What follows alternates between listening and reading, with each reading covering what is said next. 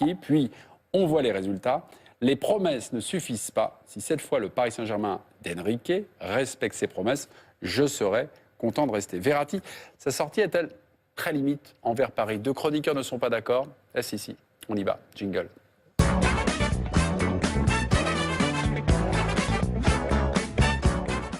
Verratti fait l'événement et deux amis vont se déchirer en direct sur ce plateau face à une audience galopante et grandissante. Dominique Sévrac, c'est oui. Hervé Penaud, c'est non. Dominique, c'est très limite. Pourquoi? 30 secondes, le président et la France du foot vous écoutent. Bon, dans un bras de fer, il n'y a pas les bons et les méchants d'un côté, mais là, ça commence un petit peu à suffire. Marco Verratti, il est en train de brouiller un peu son image et sa com avec cette vraie fois interview parce qu'il a donné ses mots à la Gazzetta dello Sport à Alessandro Grandesso et après il est revenu dessus en mettant des points d'interrogation alors qu'on sait qu'il a vraiment dit ça. Il attaque en partie quand même son équipe et ses coéquipiers. Un jour j'envoie des textos à Nasser El-Khelaifi, un jour je rencontre Antero Henrique, après je donne une vraie fois à cette interview. Ça suffit, c'est un garçon qui a un contrat jusqu'en 2021, qui gagne 6 millions d'euros net par an, faut se calmer. Hervé Penaud. C'est vrai que la morale et le football, ça fait un bon ménage, ça on le sait très bien. Non, il faut dire une chose avec Verratti, c'est qu'aujourd'hui Verratti, il a des ambitions, c'est un joueur qui est réclamé par Barcelone. On sait que Barcelone est prêt à mettre une blinde sur lui. Il veut montrer aussi, comme tous les grands joueurs de toutes les équipes, quand vous êtes Ronaldo à Madrid, quand vous êtes Messi à Barcelone, à un moment, vous mettez pression sur vos dirigeants pour vous dire on veut faire une grosse équipe. Et au final, il dit je veux bien rester, mais si on crée une équipe quand même de très haut niveau, mais ça peut se comprendre. Puis il faut arrêter avec la morale. Parce que si le PSG a plus besoin d'un joueur, il le fout dans un loft et le mec n'existe même plus. Hervé ou Dominique, Dominique et Hervé, vous allez sur le compte Twitter de l'équipe du soir. Qui vous a convaincu? Et vous, président? Je n'ai jamais dit mon moral. Faut rendre hommage déjà à Hervé, qui s'est lancé dans un combat perdu d'avance. Là, je compte beaucoup sur les gens qui nous regardent, parce que je sais que les gens vont se dire, on va Paris. J'espère que les gens seront tolérants et il a dit des choses assez justes. Mais ça passe pas. Mais il est fatigant quand même, quoi. Il est fatigant? Oui, un petit peu. On parlait de cette sortie-là, hein. On parlait pas de tout ce qu'il a dit depuis le début. C'est une accumulation. Le problème, c'est que c'est l'accumulation. Et là, c'est plus une goutte d'eau, quoi. Tu vois, c'est le tsunami de trop. Bon. Alors, non, j'exagère. Mais ouais, ça commence à fatiguer un petit peu. Mais au bout du compte, il semblerait qu'il reste sur Paris. Et là, il se trouve un peu une petite porte de sortie. Oui, mais il a nié avoir dit ça. Perdre la face. Oui, et il l'a dit, le gars, il est sérieux. Alessandro Grandesso. Oui. Très sérieux. Simon Luchet qui nous regarde devant son téléviseur. Bonsoir à vous, Simon. Vous êtes donc Dominique. Donc Dominique, là c'est sûr. J'espère que le public qui nous regarde. J'espère que le public va saluer le panache. Oui, c'est le panache. Hervé, on verra de quel bois se chauffe. Votez Hervé. Simon Luchet, Verratti s'est-il mis tout le vestiaire à dos? Simon était les spectateurs de l'équipe du soir. Attendez, Gilles et Nabil peut-être là-dessus. Est-ce qu'il y a un risque ou pas? Alors il se dit aussi que le vestiaire, ou une partie du vestiaire, rigole bien de cette histoire. Pourquoi? Parce qu'ils y voient un rapport de force assez classique d'un joueur qui est peut-être en train de négocier une plus-value salariale exponentielle. Donc il faut faire très attention dans la perception qu'on a, nous, de l'extérieur et celle des joueurs entre eux, parce que évidemment qu'ils communiquent entre eux. Ensuite, les artifices de communication, on les connaît, ils sont souvent utilisés par certains.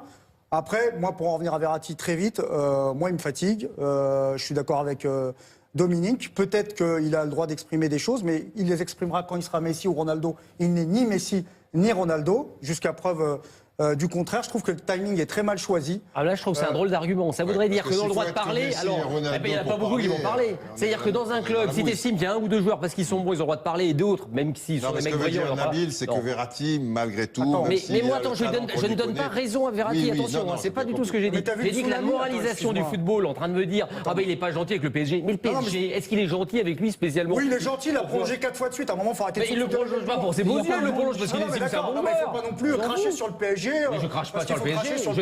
Je ne crache pas sur le PSG. Moi, je suis ni PSG ni Verratti. Il y a un moment, il faut qu'il arrête de se foutre de la gueule du monde. Si c'est un grand joueur, pourquoi il prend un tsunami à Barcelone? Il est en panique, il ne sait plus quoi faire du ballon. Il demande des grands joueurs, et qui est un grand joueur déjà. Lui. Encore un tsunami dans cette émission. C'est pas très grave. Si toi t'estimes que c'est un grand ou pas un grand joueur, toujours est-il que Barcelone le veut. Ça, c'est un fait. Et à côté de ça, si on m'explique, si tu veux, qu'il faut mettre de la morale, c'est-à-dire qu'il a été méchant avec le Paris Saint-Germain, mais ce que je disais tout à l'heure, il fait du jet ski en vacances, il fait du jet ski en vacances, il n'a pas le droit. Sur les contrats d'assurance et tout, t'as pas le droit de te. Alors, il veut qu'à lui mettre une amende. D'accord, mais pour te dire, il y a un moment, sa communication. Donc il faut arrêter de me dire le Paris Saint-Germain, donc c'est un club super gentil avec tous ses joueurs, c'est hyper gentil. Et les joueurs Je te pose la question, est-ce que les grands joueurs, les joueurs classe, entre guillemets, ils font ça? Est-ce qu'un Zinedine Zidane aurait fait ça? Est-ce que Messi ferait ça? Est-ce que Ronaldo ferait ça? J'espère que tu rigoles. Tu te souviens pas de Ronaldo au Real Madrid quand il avait fait un bras de fer en fin du mois d'août et puis les mecs, Ronaldo il arrête pas tous les ans, c'est ça. C'est pas le bon exemple. Non, c'est pas le bon exemple. Mais bon, il a pas. Lui et son agent, ils se foutent de la gueule du monde à se faire photographier à droite, à gauche. Moi, il commence sérieusement à me fatiguer et je le dis. Ok, transversal, Gilles Favard, très limite, pas limite, de bonne guerre. De bonne guerre, non, très limite, oui, naturellement, qu'il est agaçant. La seule différence pour essayer de clore le débat, c'est que Messi et Cristiano Ronaldo, ils sont ballons d'or, ils ont tout gagné dans leur vie en termes avec leur club. Lui, Verratti, il a gagné le Grand Prix des tout-petits. Il a montré de la Ligue à plusieurs reprises. Oui, non, mais il a montré qu'en Coupe d'Europe, il s'est un petit peu fait transpercer à Barcelone. Donc effectivement, il faudrait qu'il mette un peu d'eau dans son vin et qu'il reste tranquille et qu'il joue, qu'il maigrisse un petit peu. Je lui conseille d'aller à Merano un petit peu, là, qu'il maigrisse un petit peu. Et puis qu'il s'occupe de son physique. Et qu'il soit performant quand il va rentrer avec le Paris Saint-Germain ou dans un autre club s'il est malhonnête. Il est malhonnête quand il dit des grands joueurs. Cavani, c'est pas un grand joueur. Di Maria, c'est pas un grand joueur. Thiago Silva, c'est pas un grand joueur. Nabil, je suis sur ta position, mais malhonnête, moralisation, tout ça. Moi, c'est des mots que j'ai pas envie de. Voilà, c'est un bras de fer. Comme j'ai dit, il n'y a pas de gentil, il n'y a pas de méchant. Personne n'est honnête, personne n'est malhonnête. C'est du football, c'est du business. Attendez, un téléspectateur de l'équipe du soir nous apostrophe et participe à nos débats.